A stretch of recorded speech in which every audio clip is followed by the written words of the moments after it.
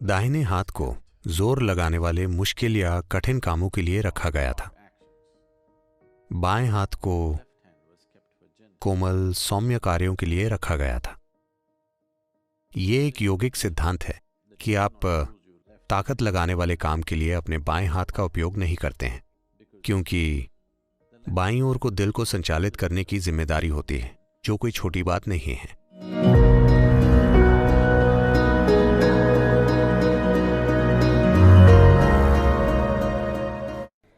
सद्गुरु, मैंने देखा है कि भारत में बाएं हाथ के खिलाफ एक तरह का पूर्वाग्रह है। ऐसा लगता है कि इसे एक तरह से हीन माना जाता है और इसके इस्तेमाल को दबाया जाता है। मैं जानना चाहूंगी कि इसका मूल कारण क्या है, और इसके अलावा मुझे पता है कि बायां हाथ मस्तिष्क के दाएं हिस्से से जुड़ा है, जो समग्र सोच और सहज ज्ञान और इस तरह की गतिविधि के लिए जिम्मेदार है। बाएं हाथ का दमन करने और मस्तिष्क के दाएं हिस्से के कामकाज का क्या संबंध है? ये बाएं हाथ का दमन करने की बात नहीं है। अलग अलग हाथों के अलग अलग उपयोग हैं।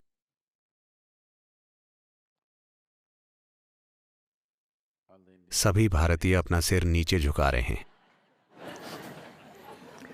वे नहीं चाहते कि मैं इसके बारे में बात करूं।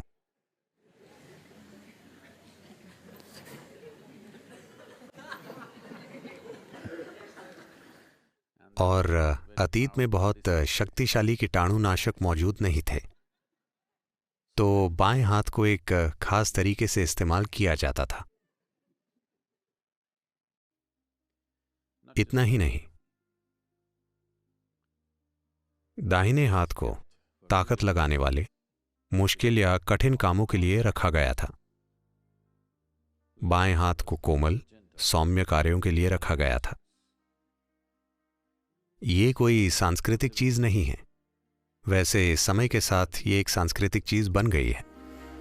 But it is a yogic principle that you do not use your left hand for doing hard things. लेकिन ये एक योगिक सिद्धांत है कि आप अपने बाएं हाथ को कठिन काम करने के लिए इस्तेमाल नहीं करते हैं। ऐसा इसलिए है क्योंकि आपका दिल बाईं ओर है या दाईं ओर है? बाईं, आपकी बाईं तरफ है। बहुत कम ऐसे हैं जिनका दिल दाईं ओर होता है। आप उनमें से एक नहीं हैं।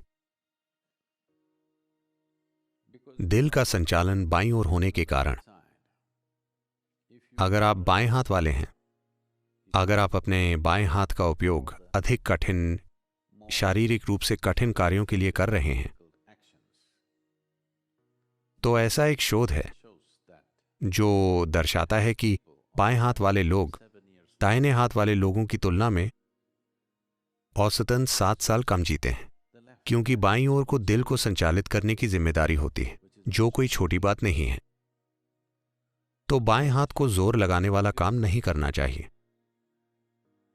आपको ताकत और संतुलन के मामले में दोनों को संतुलित करना होगा, लेकिन सामान्य इस्तेमाल में उन सब कामों के लिए दाहिने हाथ का उपयोग करना सबसे अच्छा है जिसमें खास शारीरिक कठिनाई या ताकत शामिल होती है। आप बाएं हाथ का उपयोग एक हल्के तरीके से करते हैं। इस संस्कृति में अधिकांश कार्यों में जिनमें संतुलन की आवश्यकता होती है, उनमें दोनों हाथों का उपयोग करना होता है। अगर आपको कुछ प्राप्त करना है, तो भारत में कोई भी इस तरह से अपना हाथ नहीं बढ़ाता। यह हमेशा ऐसे होता है। आपको दोनों हाथों का उपयोग करना चाहिए। अगर आप कुछ देना चाहते हैं, तो आप इस तरह नहीं देते, आप उसे अपने दोनों हाथों से देते हैं।